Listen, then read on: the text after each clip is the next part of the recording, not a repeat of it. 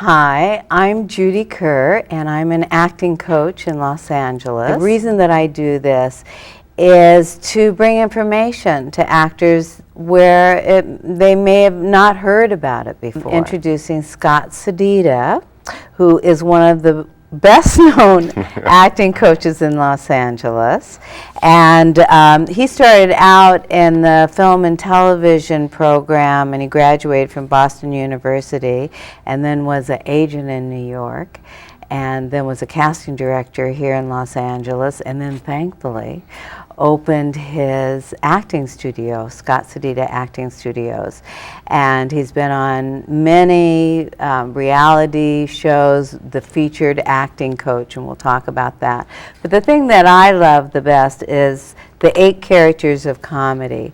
And if you've ever wanted to act or in sitcom or write sitcom, he has defined what the 8 characters of comedy are.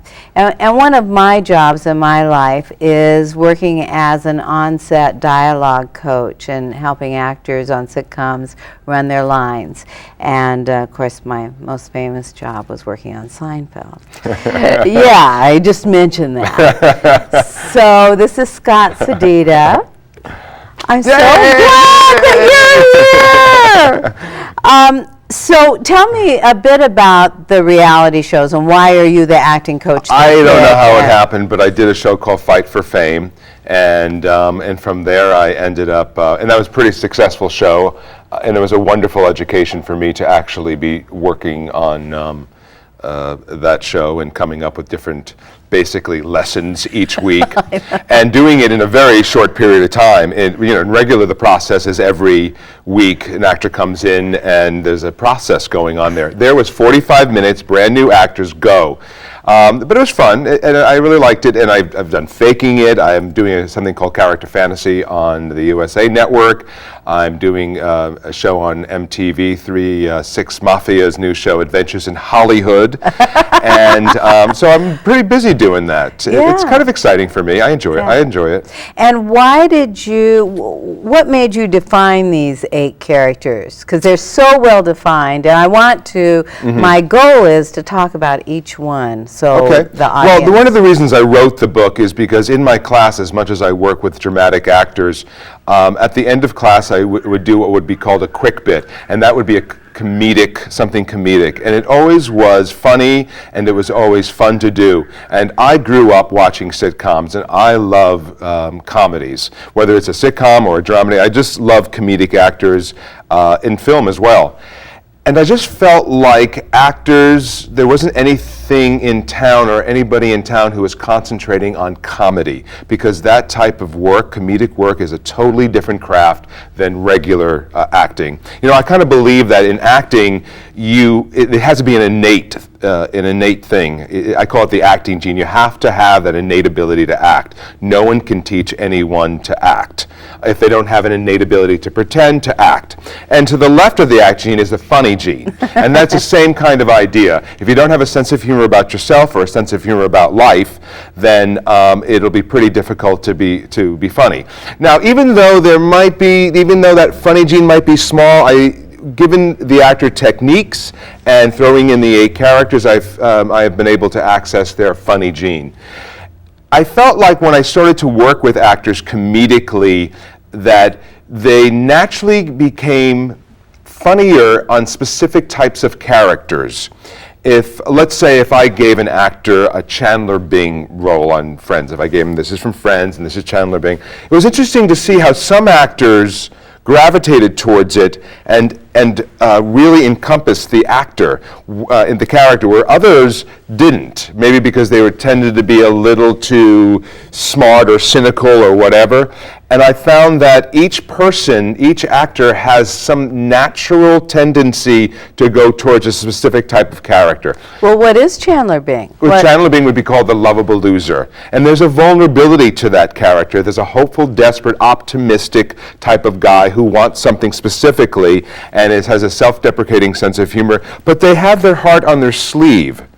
And a lot of So there are people who have that, who wear their hearts on their sleeves. And then there are people who are very different from that, are a little more cynical and pessimistic. How about Friends? Each of those characters, what are they? Who are they? Okay. Joey. Joey is the dumb one. And that is a genuine, sweet, honest, sincere. You know, it's the funny thing about it is that most actors want to approach playing the dumb one, playing dumb, but you can't play dumb. I used to represent Matt LeBlanc way back when I was an agent, and let me tell you, there's nothing dumb about Matt LeBlanc. But he is an open, sincere, genuine, sweet guy. And if I give you those characteristics, open, sweet, sincere, positive, enthusiastic, what type of person comes up in your mind? A really likable. A child. Oh, a child. Yes, sweet, honest, genuine, positive, enthusiastic. Yes. It's a child, so it's really the dumb one is a innocence. Yes, an innocence. And that can be man or woman. Absolutely, all of these absolutely. Well, one of my favorite dumb ones on the Golden Girls was Rose. I mean, she was just really terrific. Then there's Woody on Cheers. Joey on Blossom. Remember Joey on Blossom? Oh, yeah. So that's a very popular character. The brother on My Name is Earl is also a dumb character. Oh, yeah. That's also considered the naive one, the innocent one. Monica would be the neurotic, someone who thinks too much, talks too much, obsesses about certain things. Also, her brother Ross is a neurotic as well. Little scientific, very book smart type of people. So it makes kind of sense that those two people that were brothers and sisters have that neurotic tendency. Jennifer Aniston's character of Rachel Green would be the materialistic one, and which is someone who has a great sense of entitlement, someone who loves shopping. I mean, that's what she ended up being in for her career. She became a buyer at Saks, I believe. And Phoebe, it would be the one in your own universe. And in your own universe is different from Joey's dumb one. In your own universe is smart. They just see life differently. They have a skewed vision. They use what I call illogical logic. That's kind of, in your own universe is Kramer as well, and also Jack and Karen. You know you're in the company of someone in your own universe is when you say something to this person and they hear you, and then what comes out of their mouth has absolutely nothing to do with what you just said. There's one thing that Friends doesn't have, except it does is the bitch bastard character. And who is that? Gunther on that show, but the bitch bastard character is kind of an interesting characterization. Let me see if you can guess what type of people usually play the bitch bastard. If I mention Florence from the Jeffersons, Rosario from Will and Grace, Berta from 2.5 Men, the butler from Fresh Prince, the butler from The Nanny, Mr. Belvedere, Benson, what type of people are those? They usually end up being the staffers, the people who are David Spade from Just Shoot Me. They usually, the assistants, the staffers, the servants. For some reason, the bitch bastard characters inherently have some sort of cynicism and pessimism about themselves. I always say my favorite little bitch was Darlene from Roseanne. At 12 years old, she was she was terrific, yes. But at 12 years old, she got the cynicism and pessimism of that character. You know, I kind of believe in a way that we inherit stuff through genes, and I think that she, a lot of things we inherit from. So the bitch bastard character holds so much repression and persecution in their ancestral pain, that I think a lot of we come into this world, that particular character, and they're a little cynical and they're a little pessimistic, and the thing is that they can really read someone who's pretentious. They don't suffer fools well, and they'll tell it like it is. And that's why that character is actually so funny, because they're so sarcastic and so biting, and they can be a little mean-spirited. Now, what was Roseanne?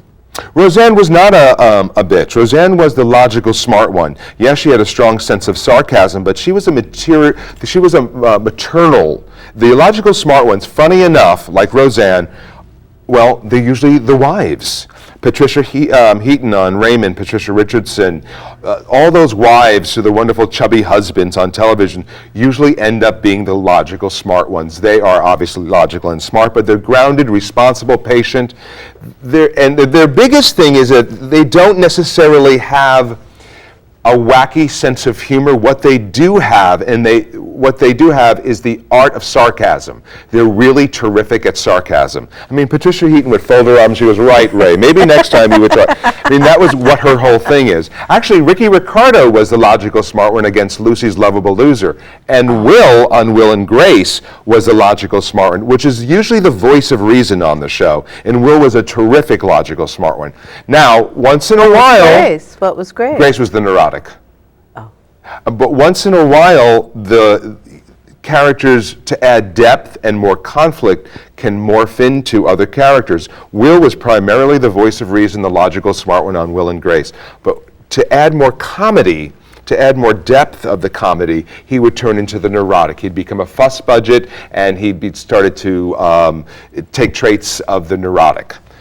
But mostly on that show, he was the one who was the center of what's right and what's wrong and what makes sense. Jerry Seinfeld was actually the logical smart one on that show. And in a way, he kind of looked at all his supporting cast and said, aren't these people wacky? So a lot of his sarcastic sense of humor came out there. He was the grounded one, the one who could kind of see reason in everything. But then again, Jerry had a tendency to also tiptoe over to the other character of the neurotic. And then he became the fuss budget. He became the person who was a little, things not in its place. Now, let's say a person is going in to audition, trying to get a role.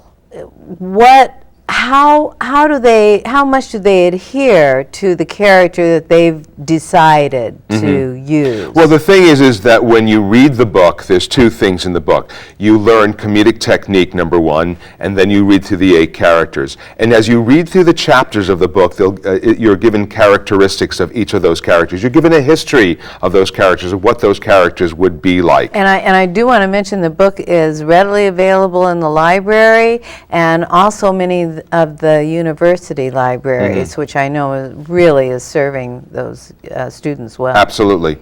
You would find the character that best suits you, the 1 or 2 characters that best suit you, and you would probably insert that character into the role if the circumstances of that role would play. But if the character is a Joey-esque type of character, which is the dumb one, and you know that you're really a good bastard or bitch, then that probably role is not right for you. The best thing that you can do if you're not someone who has that genuine, sweet, optimistic sort of personality that the dumb one asks you, you can insert the lovable loser into that category as well. And so it's kind of the dumb one with a little more smarts to it. The dumb one is oblivious to things around them. The lovable loser is consciously oblivious. He knows that the things that he's about to do. Lucy knew that, oh my gosh, Lucy knew the things that she was doing was crazy in order to get her to be a star, but she kind of put blinders on so she can go towards that. And that's the difference between the dumb one and the lovable loser. I see. She would roll over Ricky.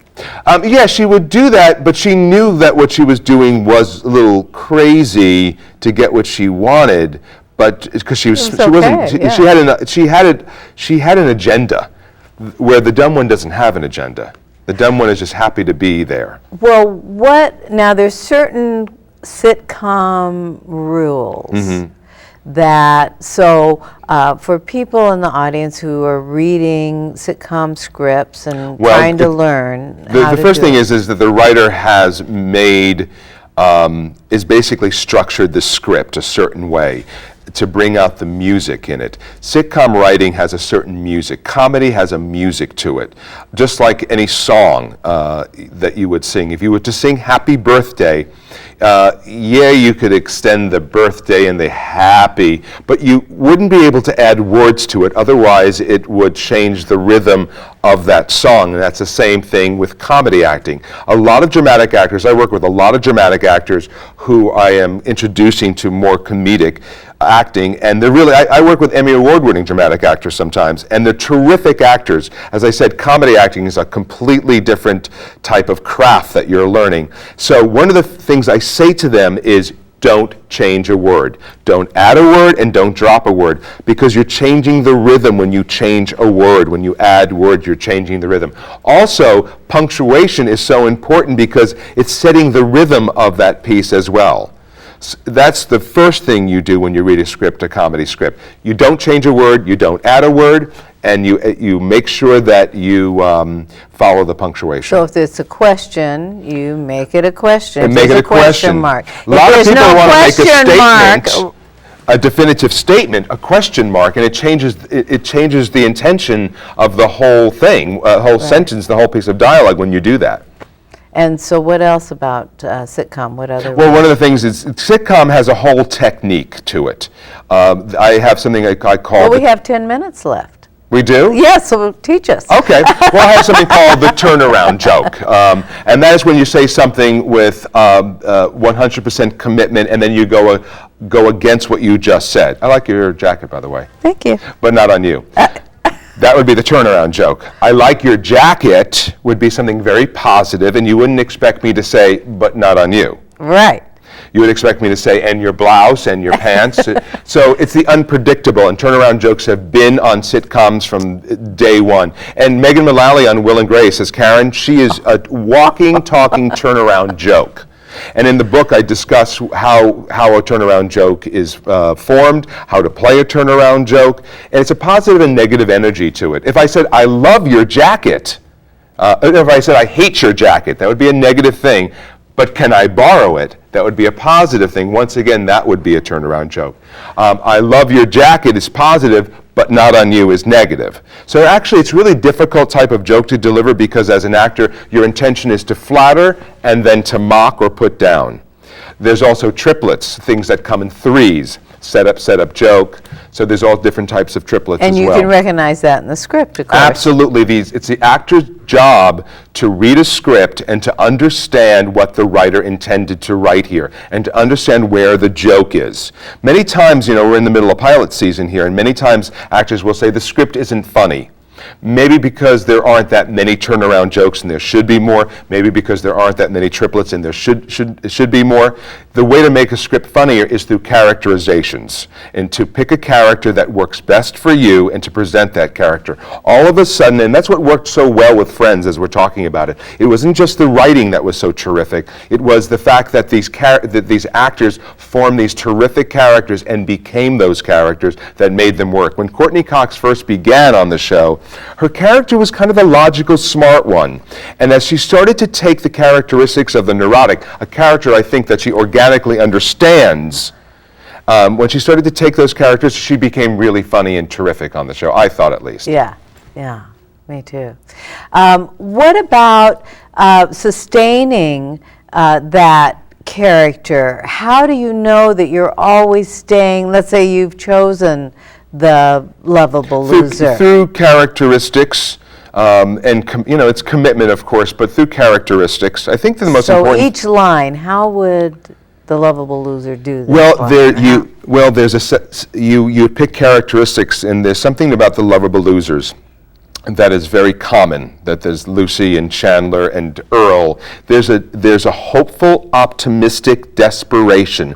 And comedy is funny when it's desperate. When someone is desperately trying to do something, and as they're about to get what they wanted the whole time, it falls down. So that's what comedy is based on, is desperation. So you pick characteristics that best work for you in the script that you're working on. And there's about 25 of them in the book. So sometimes one of the things a lovable loser is charming. And sometimes your intentions what you're working on and the type of dialogue that you're giving to the other actor, just to be charming in doing that, is because you want something. Most lovable losers want something to work for themselves. So how does an actor get a job on a comedy? Well, studying is number one. First thing you have to do is study. If you have the acting gene or the funny gene, the first thing you need to do is study your craft. There's a big kind of delusional thing actors have when they come to Los Angeles, is that they think they just can come and be a star and get a TV show. That's not the fact. When I meet somebody like that, I say, God bless you. What my advice to you is get on a reality show, have your 15 minutes of fame, and then go back to Ohio. because that's not the reality in LA. Even if they're from Texas? Well, Ohio's maybe a little exciting, I don't know. But the fact is that I think what's important is that to study, that's number one. And then once you study is getting representation. And once you get the representation, it's your job to understand who you are, whether it's a dramatic character that you're playing or a comedic character, and that's one of the things the book helps you as well. It helps you find out who you are, therefore marketing yourself when you talk to the agent and manager and say, listen, what I am is a young Matthew Perry. I'm a young, lovable loser type of character. So when the breakdowns come out, the agent or manager could see the breakdowns and know that this is the type of character that you play.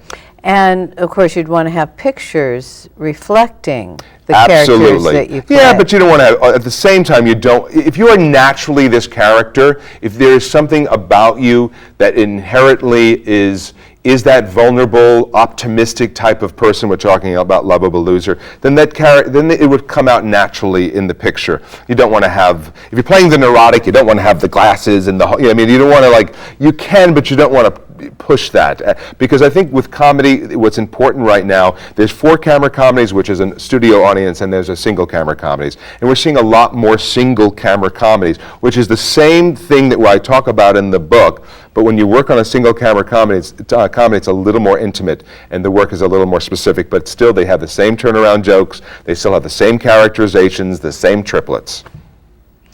And when you were working as an agent, and I know you had quite a few yes, I did. Famous people. Well, I represented Courtney Cox. Yes. And I got her to the Bruce Springsteen video, and it was interesting. It's been a pleasure and an honor for me, in a way, to work with people who have become such wonderful and actors. Julianne Moore. Yes, I went to school with Julianne Moore. Her name was Julie Smith then. Oh. No, that was a gal who was always, from day one, knew exactly what she wanted, worked really hard at her craft to get that, had a confidence about herself that she would make it, and pursued it wholeheartedly. The same thing with Jason Alexander. I knew him in college as well. The funny thing about Jason is that I didn't realize when he left college, he changed his name because his name was Jay Greenspan. So when he went to college, and started working on Broadway, he changed it to Jason Alexander. Well, my first job as an agent, I heard I was seeing this guy named Jason Alexander. And I said, okay, I'll see this guy, and in walks Jay. It's like, you're my agent? I went to college with you. I told him to run for the hills. I was brand new. I had no idea what I was doing. Run for the hills. I'll help you find an agent. It's true. I also started Christopher Maloney, who's not just a terrific actor. He's on Law and Order. A terrific actor, but a great person as well. Dylan Walsh, who's on Nip Tuck, started him. Terry Polo, who was on Meet the Parents. Yes. And as I think a new TV show coming out soon.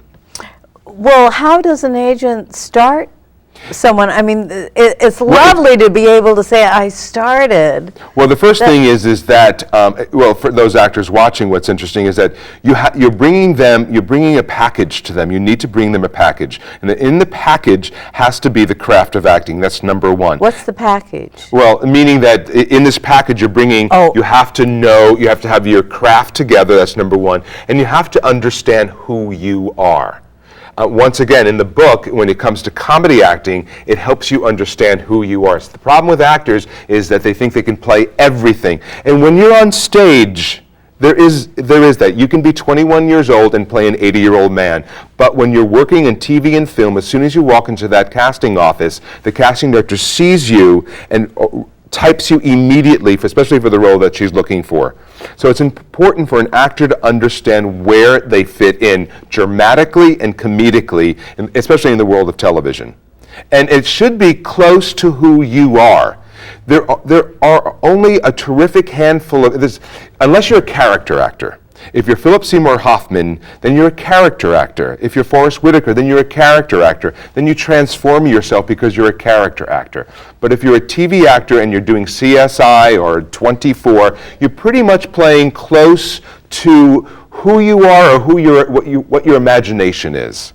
There has to be some sort of natural, organic idea of understanding this character. And so actors, I believe as well, must really develop who they are. It's one of the things that, and in the book that I write, Acting is Everything, everything that it takes to master your life is everything it takes to master acting and to be a master actor. And so you need to say what your opinions are and who you are, instead of trying to water yourself down. Absolutely. And not really I think that be in your fully book you interesting. actually did a nice job at letting actors know that, and also not just letting them know that, but also giving them resources where to go so they can explore that and find that for themselves. And we all have that innately in us. And I think fear stops It us does. so much of the time. How do you address Well, fear comes from in a your lot of your actors? childhood. And So therapy. Therapy is always good, and I think you know what? Besides therapy, because I totally 100% believe in that. Me too. But the other thing that stops you, and this is really the simplest practice that you can do for yourself to overcome your fear. You ready? Yeah. Because I understand fear from my own life and doing those things, and I understand it seeing hundreds and hundreds of actors walk through my acting studio a year. I understand the fear. I see the fear. I call it the black hole. Now, this is how you get over being fearful. You ready? Practice, practice, practice. The more you practice what you do, the better you become, the more confident you become. It's like playing tennis. If you practice playing tennis over and over and over again, you lose the fear, and on top of it, you become more confident. Or you become more confident and therefore lose the fear. Okay. But you won't lose the fear unless you practice. Good. I want to talk more about that. But right now, I want to close the show. I want to thank Scott Sedita so much for being with me. And he writes this book, The 8 Characters of Comedy, which we've been talking about. Thank you. Well, thank you. It was great for being with me. And we're going to continue and on talking. And I do like your jacket. Oh. But not on you. Yeah. It's great. You get me every time. I know. You're beautiful. You're beautiful. So when you say practice, Study. not being afraid. Yeah. How do you practice not being afraid? You practice the craft. It's the craft that makes you fearful. What happens is... What do you mean the craft makes well, you fearful? because you're not equipped to, when you walk into... But some people are just afraid walking around. Well, you know what? If you're afraid, of then that's people. a whole different story. That's a whole different story. What if you're I'm shy? talking about the fear.